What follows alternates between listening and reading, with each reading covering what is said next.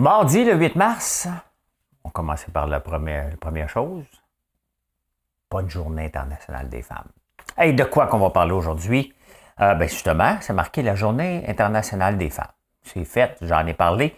On va parler du pétrole de long en large. Qu'est-ce qu'on fait avec ça? Hein? Des commodités, oh boy, je vais vous montrer. On va parler du palladium. Et c'est pas l'ancien bar à Québec. C'est-tu un bar de roulette? Patinage roulette, ça? Les finances responsables. C'est quoi les finances responsables? Pas de ça. Jeudi, le jour J. Taïwan. On va parler du cerveau. C'est-tu plus lent après 20 ans? La Russie, l'Ukraine. Deux insolites intéressants. On va parler de crypto. Oh, que ça... Les taux se resserrent. J'ai le goût de vous parler des abeilles un peu. Comment ça fonctionne lorsqu'un essaimage? Je pense que vous allez aimer ça.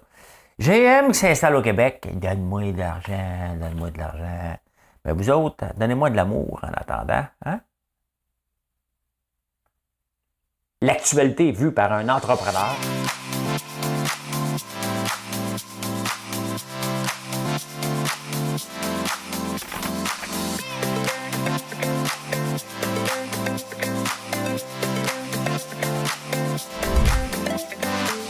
Ça bulle, parce que des fois j'ai des bulles, mais ça bulle.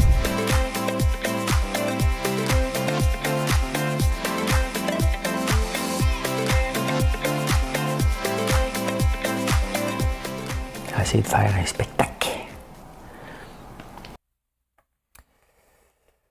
Vous avez piqué ma curiosité. Il y en a deux, trois qui m'ont dit qu'il fallait parler de moi, que c'était pas bien méchant, mais que c'était pas gentil. À la semaine des 4 juillet. J'ai hâte d'écouter. J'ai hâte de voir si je vais avoir un ancien futur ami. Un futur ancien ami. Bon, on n'est pas amis, Fallu puis moi.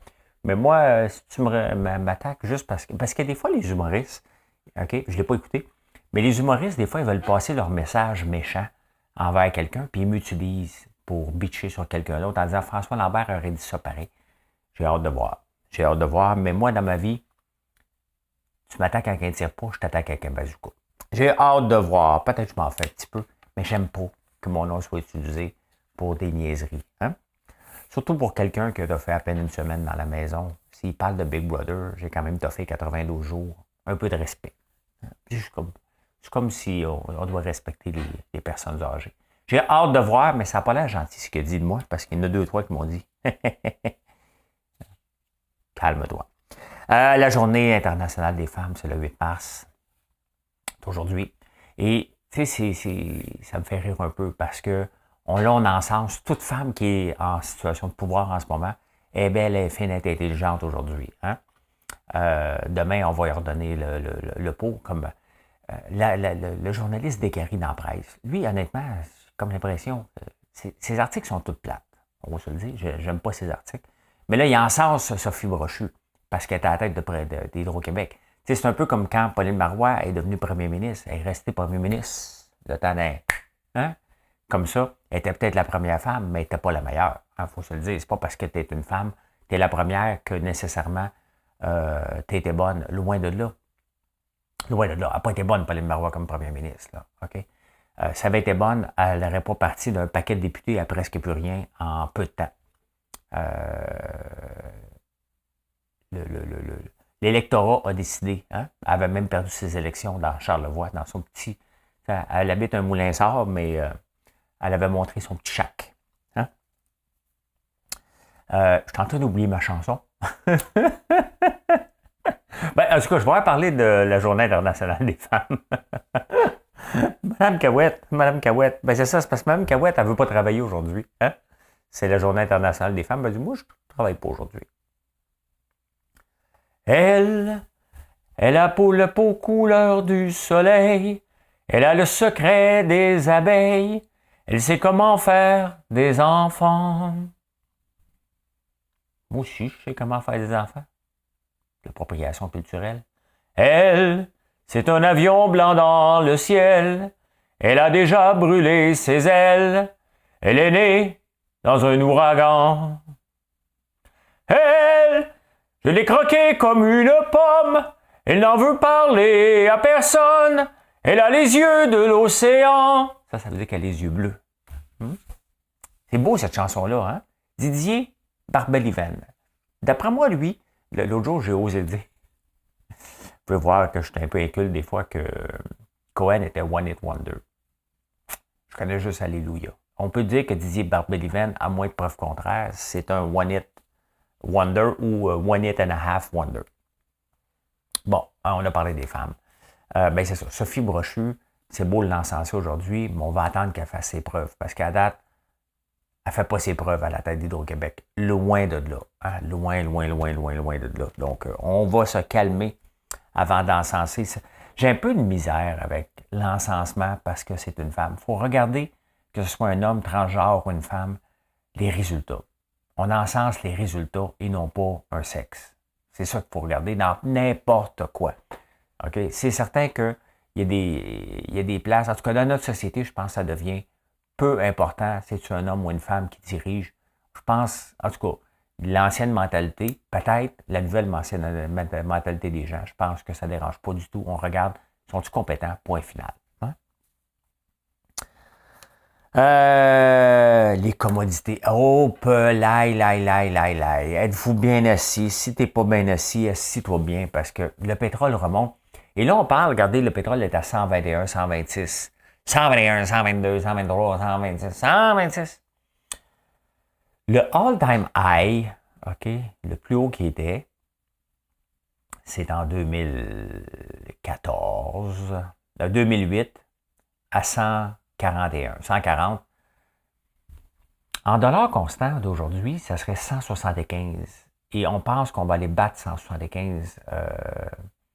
Le chiffre, il n'y a plus de raison que... Le seul moment là, que le gaz va rebaisser, c'est quand il va y avoir un point de brisure. Quand on va décider de ne plus toucher à notre camion, notre auto, quand on va décider de ne plus chauffer, quand on va augmenter les frais de transport tellement élevés pour faire du déplacement que là, il va y avoir un point de brisure et là, ça va retomber. On n'est pas rendu là. Mais regardons, l'or vient de dépasser le 2000. Hein? Regardez ce qui monte encore. Le charbon a monté de 600% depuis le début de la crise en Ukraine. Je vais vous parler du palladium, on va le garder pour tantôt. Je vais vous parler du palladium. Restons dans le pétrole. Ça va être à 2 piastres et 20. Hein? 2 piastres. D'après moi, on va finir la semaine à peu près à 2 piastres et 20, 2 piastres et 30 le litre. C'est énorme, c'est énorme. Hein?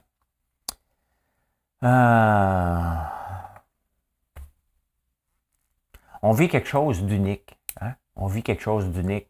On vit une inflation élevée. On vit le prix des maisons dans le tapis. Taux de chômage le plus bas. Des comptes de banque pleins à craquer. Autant des entreprises que des... Je ne parle pas de tout le monde, bien entendu, là, mais depuis la pandémie, avec toute l'aide gouvernementale. Et on a ça en plus qui vient rajouter c'est épouvantable. Hein? Je me garde l'industrie du pétrole pour un sujet en soi, pas un édito. La finance responsable est excluait, j'ai pris le temps de le dire comme un gossou, hein? Excuse-moi, hein? Excuse. Ben, il est l'heure des gossous parce qu'il est 2h45 au moment d'enregistrer ça. Donc, c'est l'heure où tu prends un dernier verre, vous dites, là, je vais aller y parler, là. Hein? Puis là, à part pendant que tu prends ton dernier verre. Last call! Ça fait longtemps que je n'ai pas entendu ça, last call. Hein? Je ne me vois pas Neymar à cette heure maintenant. Pas à cause de l'âge. C'est que maudit que je suis bien dans un lit à 7 heures du soir. Ouais, les finances responsables à travers le monde, ça veut dire que tu n'investis pas dans 3 affaires. Hein? Le tabac, la pornographie et les armements. C'est comme tout à coup, les armements ont pris le bord. Hein? S'il y a un placement maintenant qui est presque bien vu avec ce qui se passe en Ukraine, c'est les armements. Donc, il va falloir revoir la notion de finance responsable. C'est parce que, tu sais, c'est les États-Unis qui nous donnent avec leur First Amendment, puis tu te promènes en Floride des fois, puis tu regardes quelqu'un à côté de toi, il y a un gun sur lui, tu sais, c'est parce qu'ils nous font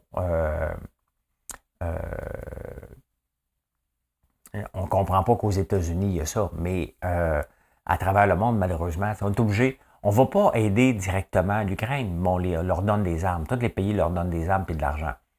Donc, et c'est pour ce. Donc, c'est-tu irresponsable?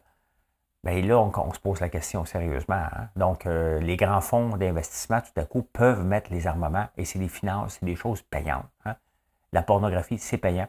Le tabac, c'est l'industrie la plus rentable des 100 dernières années. Le pétrole aussi est extrêmement rentable. Donc, on le voit des fois, hein, on cherche la crypto, on cherche la finance, on cherche des nouveaux placements, la technologie, les batteries, et qu'est-ce qui est plus rentable?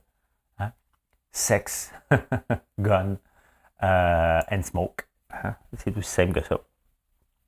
Jeudi, le jour J, c'était la journée de débarquement de D-Day. Hein? Mais c'est jeudi que Charest va se lancer. Et il va y en avoir d'autres. Ça va être Charest contre Poilievre. Est-ce qu'il y a des chances de rentrer? C'est quoi? Je pense pas. Tu sais, pour pouvoir, en tout cas, pour pouvoir devenir premier ministre, mettons comment il va faire pour battre l'Ouest alors que le Parti conservateur, c'est le Reform Party. Donc, il faut qu'il batte Poilievre. Il y a Stephen Harper qui va donner son appui, puis probablement Andrew Scheer aussi à Poilievre. Donc, qu'est-ce qui reste à Charest? Quel travail de moine il va devoir faire pour convaincre les vendeurs de cartes du Parti conservateur? Il y a la gang du Québec qui se sont mis derrière lui. Mais,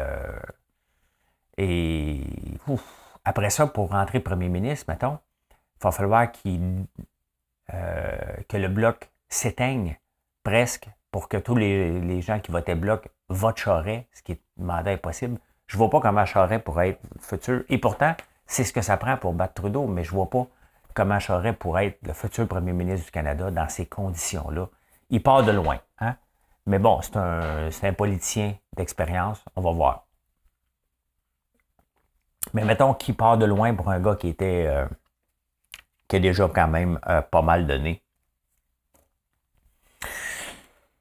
Hey, pendant qu'on parle de la Russie et de l'Ukraine, la Chine, elle, est en train de penser, hey, pendant, tu sais, comme, qu'est-ce qui arrive lorsqu'on deux frères se battent, ils ont 3 enfants, hein? Il y a une petite sœur, ben c'était ça l'annonce, hein?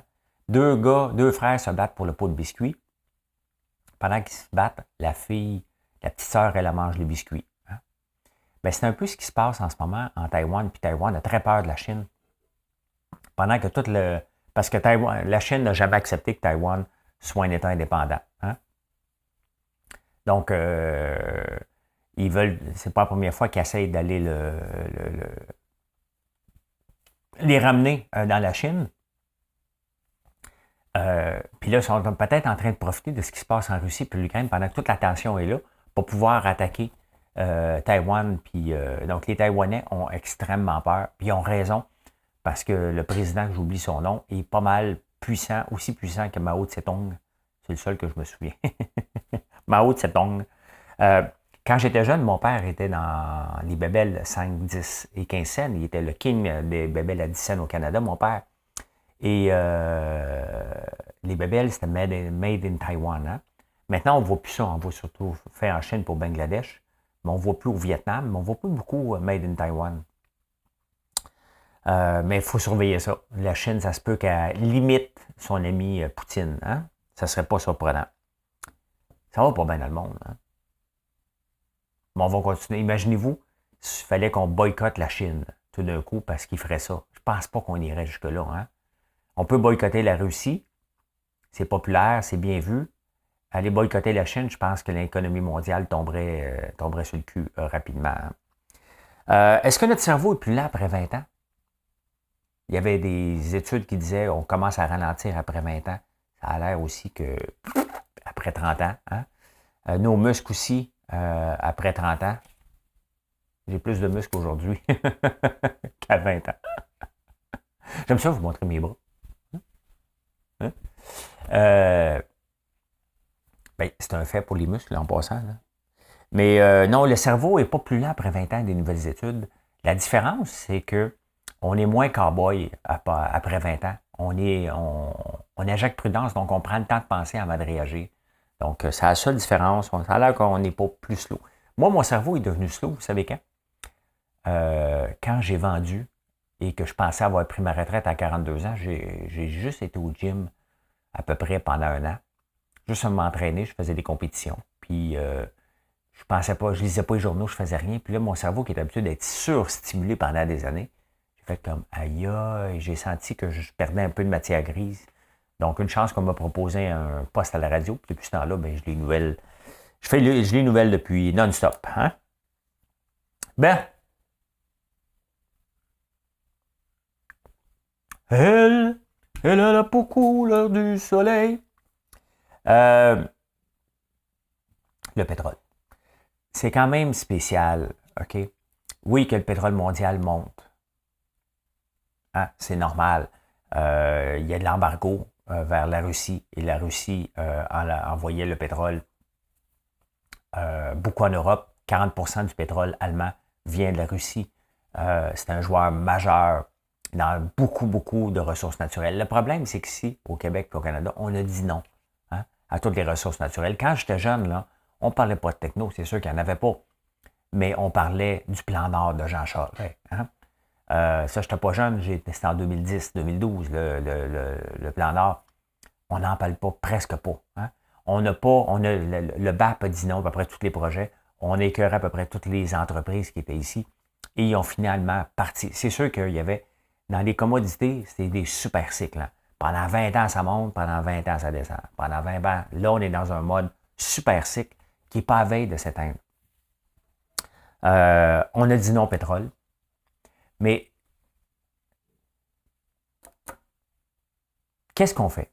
Qu'est-ce qu'on fait? Est-ce que ça fait du sens que le pétrole canadien en ce moment monte alors qu'on ne l'exportera presque pas et qui sert pour les Canadiens? Hein? Là, le ministre Champagne dit on va vérifier s'il n'y a pas une collusion. Bien, il y en a une collusion.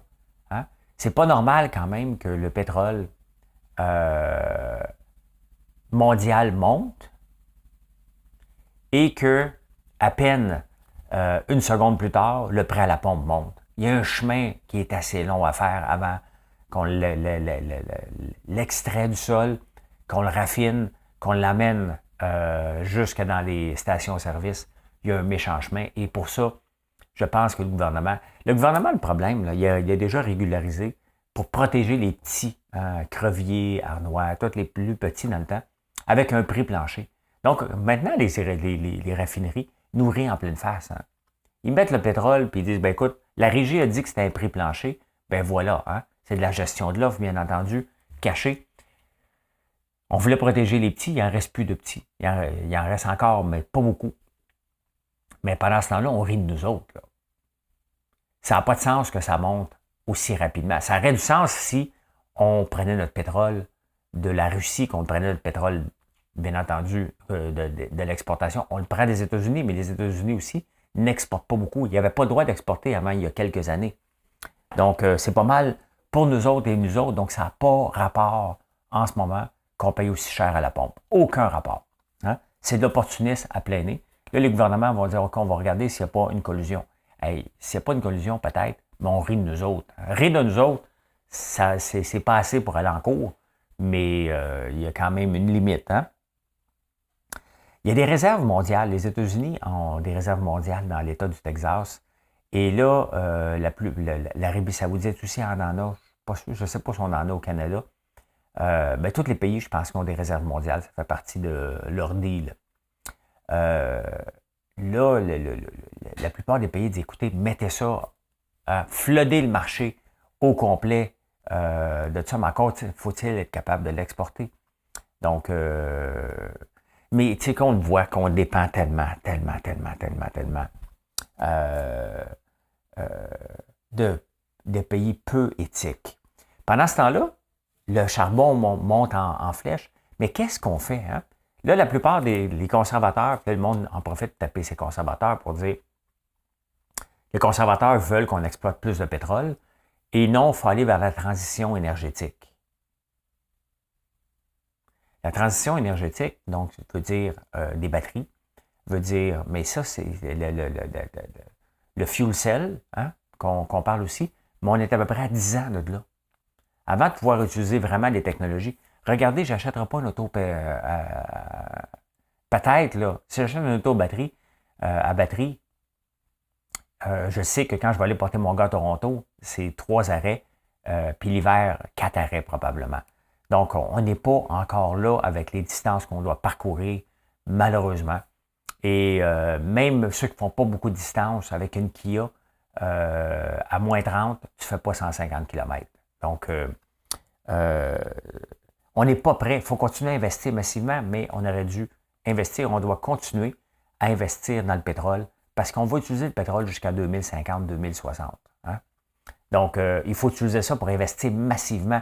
Mais de là dire on investit massivement dans les énergies vertes sans utiliser l'argent du pétrole, on n'a pas assez d'argent pour accélérer rapidement cette transition énergétique-là. Donc, c'est beau être attaquer les conservateurs. Ils ont bien leur lot de raisons de les attaquer, les conservateurs d'extrême droite, sur bien des sujets. Mais sur celui-là, je pense qu'ils ont raison.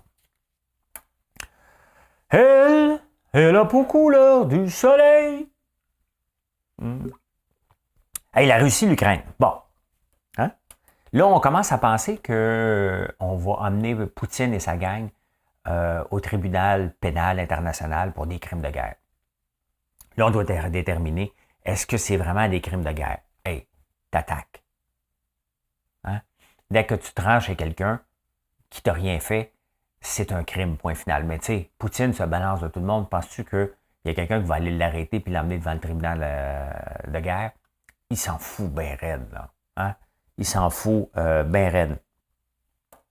Ce qu'on remarque, on parle beaucoup de la taxe de carbone, puis la taxe de carbone va augmenter le 1er avril, le droit de polluer. Donc, on veut pénaliser les gens qui polluent en mettant des taxes supplémentaires. Là, c'est sûr qu'avec le pétrole, on rajoute une autre taxe, puis une autre taxe, puis une autre taxe. À un moment donné, l'inflation, il y a une limite. Hein? La taxe de carbone, j'ai souvent été contre. Si ça revient dans nos poches, puis ceux qui polluent plus payent plus, j'ai pas trop de problèmes. Je suis dans un projet, hein, Climat DAO, justement, je vais vous en parler tantôt, qui achète des crédits de carbone. Donc, plus ça va monter, plus qu'éventuellement, sur un horizon de 3 ans, ça va peut-être avoir de l'allure. En attendant, c'est parti de 2000 à 11 piastres.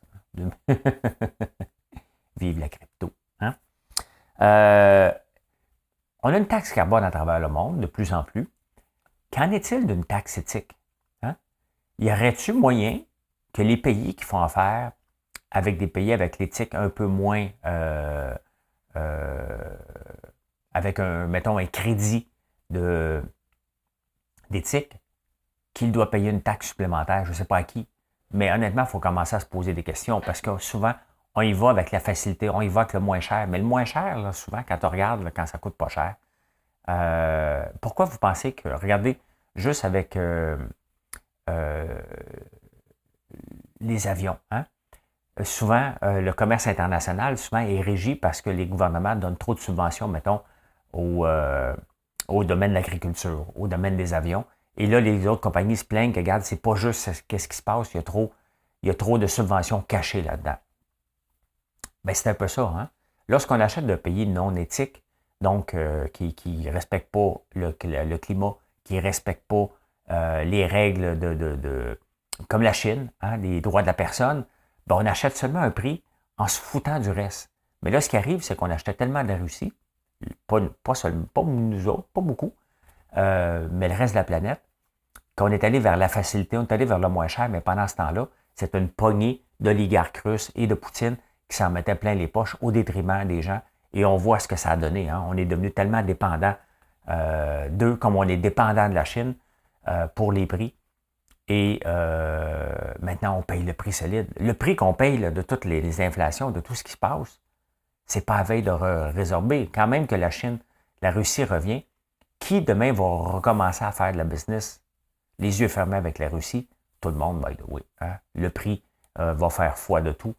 Mais je pense qu'il faut commencer à regarder un crédit score d'éthique de plus en plus. En tout cas, je trouve que l'idée est bonne. Je me suis réveillé avec ça ce matin. J'ai parlé des commodités. Hein? Les commodités, on parle souvent du gaz. C'est ça. Le gaz, le blé, le soya, l'or qui est en pleine montée d'1% depuis le début du mois, début de l'année, un an, 17%, 10%. L'argent qui monte beaucoup, mais il y en a un qu'on parle moins. Hein? On parle du lithium. Le lithium, augmentation de 600% depuis un an. Depuis le début du conflit, 29%. C'est énorme.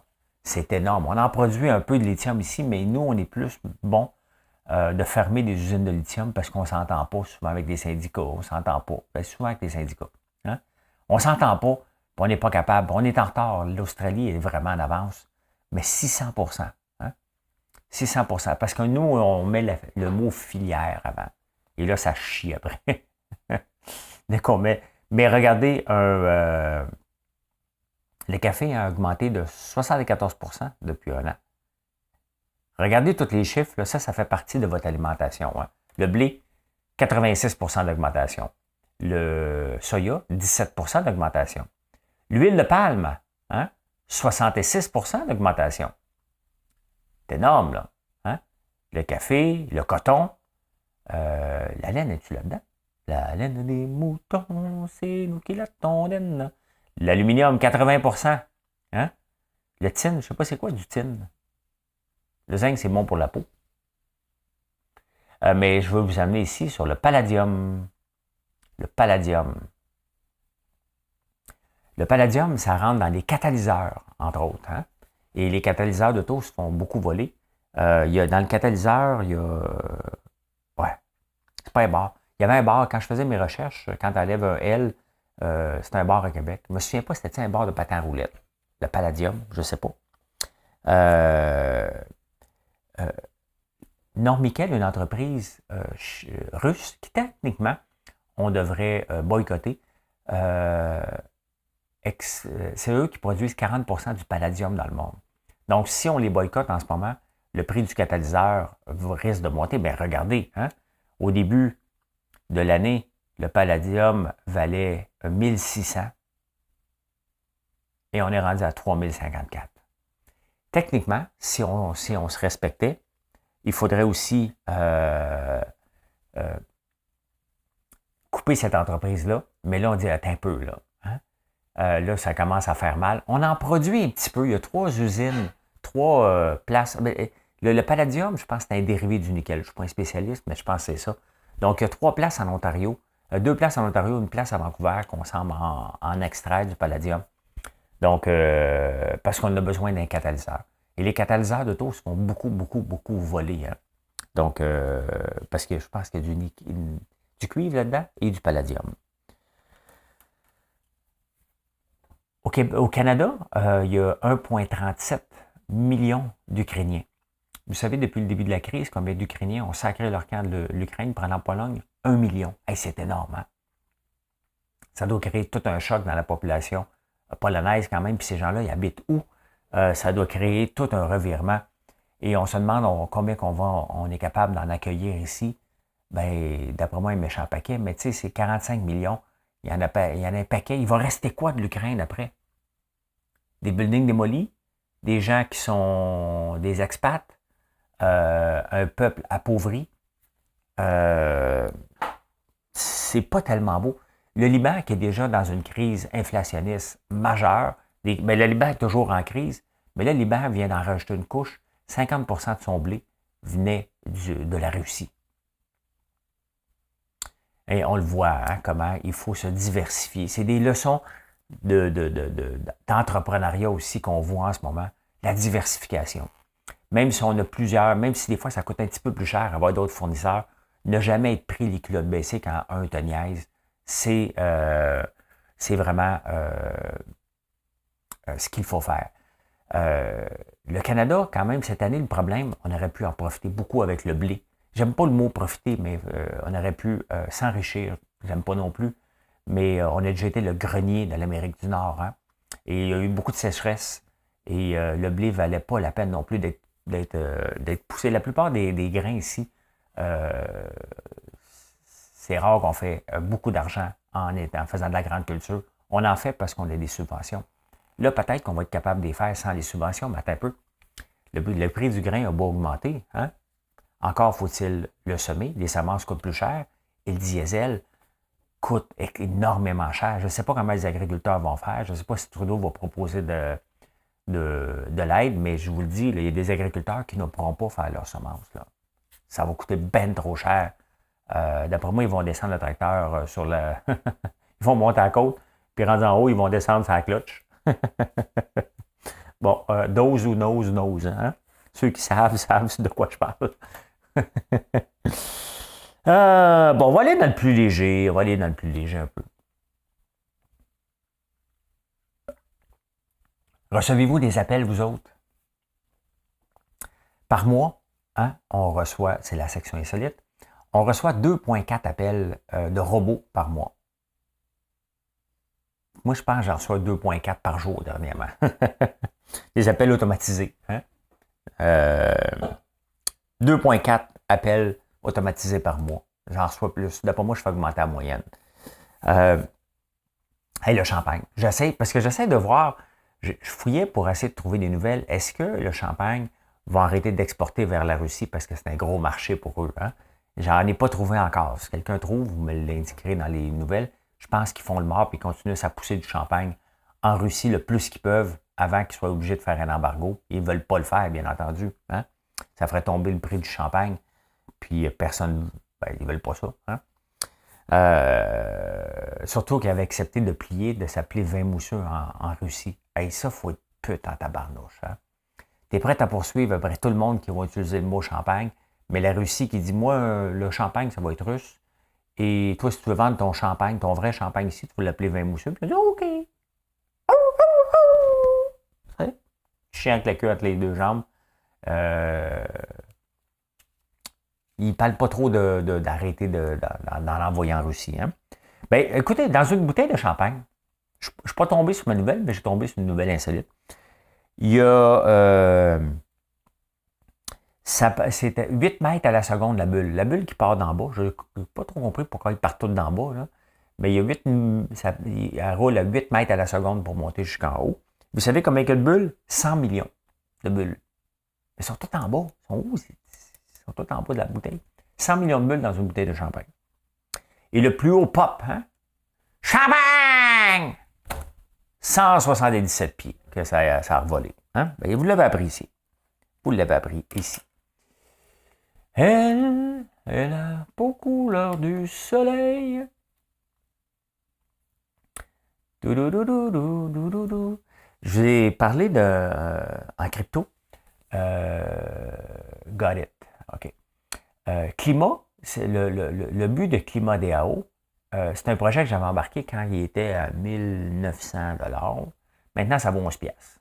Hein? Donc, eux autres, ce qu'ils achètent, ils achètent entre autres, Sell bonds and distribute profit to climate holders. Donc, ils achètent du carbone. Ils achètent des crédits de carbone et eux, ils emmagasinent avec l'argent. À chaque fois qu'on met de l'argent dans ce protocole, on appelle ça des protocoles, ben, eux autres achètent des crédits de carbone puis ils stockent, ils les gardent. Hein? Puis éventuellement, ils vont les revendre. Mais on le voit, les crédits de carbone est passé de 30 à 40 à 50. Donc, ils se disent, dans quelques années, ça va coûter tellement cher qu'on va faire de l'argent. C'est le pari qu'ils ont pris Climat DAO. À date, c'est pas tellement payant, hein, on va se le dire. Mais des placements boursiers, aussi, des fois, tu achètes et tu es obligé d'attendre longtemps. Donc, oui, à 1900, c'était pas un bon deal. Est-ce qu'à 11 piastres, c'est un bon deal? C'est pas ça que je suis en train de vous dire. Pas du tout. Mais il y a ça qui se passe en crypto aussi. Parlant de crypto, hein, là, Joe Biden, parce que vous savez, encore dimanche, il y a un développeur qui a décidé de sacrer son camp.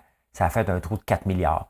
Il y a quelques mois, il y a une autre personne qui cachait le bandit du Canada et ça a planté à peu près de 8 milliards en une journée. Donc, de l'argent qui va volatilisé comme ça. Et la plupart des gens en crypto ne veulent pas être régularisés. Mais à quel moment qu'on doit régulariser? Quand il y a des vols comme ça, c'est souvent les petits épargnants qui se font avoir. Et il y a une Elizabeth Warren du Sénat américain. Elle a dit, elle n'aime pas crypto. ça tombe bien. Des fois, tu as besoin des gens qui sont enragés, qui ne l'aiment pas, autant que tu as besoin des gens qui sont enragés, qui aiment ça, pour dire, regarde, elle va les mettre de l'ordre là-dedans. Hein? Elle veut régulariser surtout la crypto pour éviter que les Russes, maintenant, qui ont plus de moyens, s'ils veulent faire de la finance en ce moment, ils passent par la crypto, ben, elle veut trouver un moyen de régulariser ça. Je ne sais pas comment elle va faire. Hein? C'est un peu comme régulariser l'Internet. Mais Joe Biden aussi va lancer un chantier. J'aime pas les mots chantier, mais moi, je suis pour un peu plus de régularisation pour éviter, les gens devraient être obligés, s'ils veulent faire affaire au Canada avec des Canadiens ou avec des Américains, le reste des pays peuvent faire ce qu'ils veulent, mais il y a plusieurs sites en crypto qui ne sont pas disponibles aux États-Unis, justement, et ça va être de pire en pire pour eux, c'est que le gouvernement américain veut, entre autres, forcer, c'est dans les pourparlers, de dire aux gens, ben, tu vas te présenter à la face. On veut savoir qui est derrière le projet, parce que là, en ce moment, c'est beaucoup l'anonymat. Et l'anonymat, à un moment donné, il y a des limites. L'anonymat, c'était pas un problème si tu ne fourres pas tout le monde. Mais la crypto est à date, là, c'est pas beau. OK? J'hésite à remettre de l'argent, à part certaines affaires comme Encore Protocol, tout ce qui est le réseau Terra, puis encore là, on va voir dans le futur. Mais c'est pas beau, la crypto. À part le Bitcoin, mais le Bitcoin ne sert pas à grand-chose. Un peu. Hein? Mais c'est pas beau. Et oui, il faut mettre un peu plus de règles là-dedans pour protéger les plus petits. C'est toujours pour protéger les plus petits qu'il faut être là. C'est pas normal qu'un gars se lève un dimanche matin puis qu'il ferme son compte Twitter et dit ben, ciao, bye! Puis il ferme 25 sites qui a des milliards de données, d'argent là-dedans et tout tombe presque à zéro. Ce n'est pas normal. Tu as beau pas vouloir de régularisation, tu ne peux pas dire que ça, c'est acceptable, loin de là. Donc oui, un peu de régularisation. Si ça fait tomber le Bitcoin à 10 000, le temps que ça se fasse, ben ça se passera comme ça. C'est ça qu'on a besoin. Je sais que tu n'aimes pas ça, le toi, là. Hein? Non, non, non, le free, puis c'est pas ça, la crypto. Ben c'est ça. Ça va devenir ça parce que vous avez ambitionné à fourrer le monde. Il y a beaucoup de gens qui, comme moi, ont été goûtés à la crypto depuis le mois d'août parce que le day trading était difficile. Et il y en a beaucoup qui ont décidé de ressortir et de dire, gars, c'est pas pour moi. Moi, je pense que j'ai trouvé ma voie vers le stablecoin, mais encore là, il y a des règles. Peut-être que les gouvernements n'aiment pas les stablecoins. Il faut que ça soit backé par des vraies données. Et en tout cas, il y a beaucoup d'insécurité vers ça aussi. Donc, il faut être prudent. C'est un monde passionnant, mais c'est un monde plus de voleurs qu'autre chose. Et j'avais raison avant que je me lance là-dedans. J'ai encore raison jusqu'à preuve du contraire. On va voir n'importe quel placement. C'est parce que là, on vit un bear market. Les gens n'aiment pas entendre un bear market. Un bear market, c'en est un en ce moment. Il n'y a rien de positif et on s'en va tout le temps le plus bas. Mais en crypto, on n'appelle pas ça comme ça. On appelle ça un bull run. Hein? À tous les 4 ans, le crypto, c'est des niaiseries. OK? Il y a ça, oui, mais il y a aussi le sentiment. Et là, les sentiments n'est pas positif, ni envers la bourse, ni envers la crypto. Il y a juste les commodités, puis l'indice Toronto, il y a beaucoup de compagnies minières là-dedans, donc eux autres, ça va moins pire que le TSE, le TSX va moins pire que le reste en ce moment. Hey, j'ai le goût de vous parler d'abeilles un peu. J'ai tellement de sujets ce matin. Hey, tu ne veux pas manquer ça. Tu sais, les abeilles, à l'occasion, je vous ai déjà montré un essaim d'abeilles qui avait sacré son camp. Des fois, il y a un essaimage qui va se passer. C'est le même qu'on appelle ça. En théorie, l'essaimage, c'est que il y a une nouvelle reine qui est en train d'être créée parce qu'ils veulent sacrer la vieille dehors. Hein? Un peu comme Prince Charles qui veut prendre la place à sa mère. Mais elle ne veut pas mourir. Hein? J'ai un amour qui ne veut pas mourir. Bon, hein? Donc, l'essaimage, c'est dans le fond, c'est qu'ils savent qu'il y a une nouvelle reine qui s'en vient parce que l'autre, soit qu'elle est rendue trop vieille, elle ne fait plus la job, ou ils sont trop dans la ruche. Il y a plusieurs raisons qu'il va y avoir un essaimage. Hein? Mais la reine ne vole pas. Hein? Elle est trop grosse. Vous savez ce qu'ils font, les abeilles? Le monde des abeilles me fascine. J'ai hâte de voir combien qui vont m'en rester après cet hiver. J'ai mangé une volée l'année passée. J'ai hâte de voir. Je ne suis même pas sûr de m'en avoir une. Ça se peut que je reparte encore à zéro. Repartir. À zéro. Je continue mon histoire. Fait que, eux autres, ils savent, OK, il y a une nouvelle reine, parce qu'ils ont créé la gelée royale. Là, il y a une nouvelle reine qui est en train de se former. Et là, ils disent, OK, parfait, il n'y a pas de place pour deux reines dans une ruche. Hein? Fait que là, il y a une gang qui va partir avec la nouvelle, la vieille reine. Mais pour qu'elle soit capable de voler un petit peu plus longtemps, ils vont faire maigrir la reine. Oui, parce que la reine, elle ne sort pas pour se nourrir. Hein?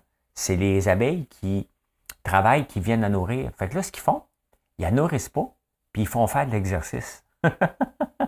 Ils rentrent dedans non-stop pour la déplacer constamment, pour la faire maigrir, pour qu'elle soit capable de voler un petit peu plus que juste à la sortie de la reine. C'est fantastique, le monde des abeilles. Ça me fascine. Et quand je suis tombé sur cette nouvelle-là, hier, j'ai fait comme, OK, wow. Puis on voit la vidéo.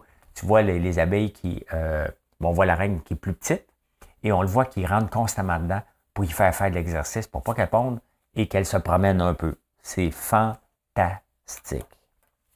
Hey, GM s'installe au Québec, justement, hein, à Bécancour. Cette place-là, Bécancour, on en entend parler, mais il ne se passe pas grand-chose là-dedans. Hein. Il y avait une ancienne usine... il y avait... C'est-tu démantelé? Une centrale nucléaire à Bécancour. GM vient s'installer avec BASF pour quelque chose avec les batteries. Hein? Et là, on sort la filière, puis c'est un message fort. Tu sais, GM a les poches pleines. Pourquoi hein, que le gouvernement se sent obligé de donner des subventions à des entreprises qui sont de plein à craquer pour venir s'installer ici? Est-ce que l'argent est le seul attrait de venir s'installer au Québec? Pourquoi ils viennent s'installer au Québec? Parce qu'on leur donne de l'argent? J'ai de la misère avec ça. S'ils viennent s'installer au Québec, peut-être parce que les ressources naturelles sont ici. Est-ce qu'on fait un deal qui prenne les ressources ici? C'est seulement 200 emplois de créer. Et c'est quand même insultant que le gouvernement fasse une annonce pour dire que GM vient s'installer ici. On ne sait pas le montant. On veut pas. Pourquoi notre ministre Champagne va faire une annonce alors qu'on ne sait pas le montant qu'on a donné à GM? Probablement qu'on a trop donné par rapport aux emplois. Mais c'est quoi ce désir-là de donner de l'argent? Est-ce qu'on va créer de l'emploi? 200 emplois. Est-ce qu'on a besoin de donner des millions? C'est certainement pas 100 000 qu'on a donné. Qu'est-ce que GM nous garantit? GM, d'un côté, il ne faut pas être contre elle. Elle a fini de payer son prêt à Boisbriand. Donc, elle a payé jusqu'à la fin. Donc, oui, c'est un bon payeur. Mais quand même, hein? Quand même, il ne faut pas être contre les bonnes nouvelles. Ce que je compte, c'est les subventions tout le temps. Les grandes entreprises, là, se passent le mot pour dire, ils ont au Québec, juste à broyer un peu, puis on va te donner de l'argent. Il faut que ça rapporte cet argent-là. Si on n'utilise rien au Québec, puis ils viennent juste ici têter des subventions, ils vont partir aussi rapidement qu'il n'y en aura plus de subventions. Donc, c'est quoi la motivation première de GM? Combien qu'on a mis de l'argent là-dedans avant de se réjouir? Hein? C'est ça qu'il faut toujours regarder. Je ne veux pas être chialeux, mais quand même. On ne peut pas faire d'annonce, on dit pas combien ça coûte. C'est notre argent. Le gouvernement n'a pas le droit de nous cacher. Hein? Peu importe les raisons, c'est notre argent. On les met au pouvoir pour gérer notre argent. Donc, on aimerait bien ça savoir combien ça nous coûte pour GM à Boisbriand, pas à Boisbriand, à Bécancour. Ben voilà. Comment j'ai vu l'actualité. Vous faites votre like? L'as-tu demandé? Vous êtes-vous abonné? Ah, la bougie du jour que j'ai fait brûler, je ne l'avais jamais essayé. Ben, c'est une des préférées à mon fils. C'est Zest en folie. Ça sent les zestes sur le party. C'est parce qu'à l'heure que j'enregistre ça, c'est un peu le party. 2h45, c'est le lascar. Là. Hey, je vous souhaite une bonne journée. Merci d'être là. Merci de nous choisir. Et je vous reparle un peu plus tard. Bye tout le monde. Merci.